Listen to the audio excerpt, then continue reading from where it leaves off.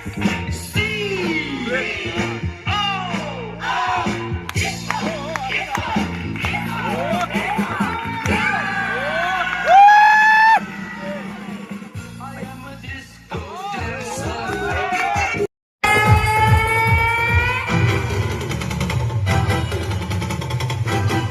মাংসটা নিয়ে আসো।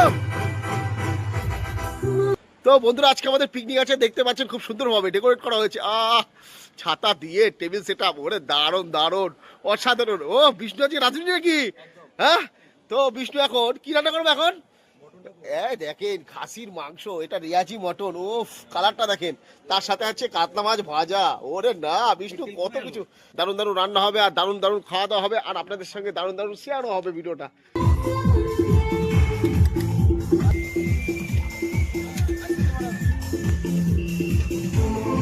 কিছু বলবা তুমি?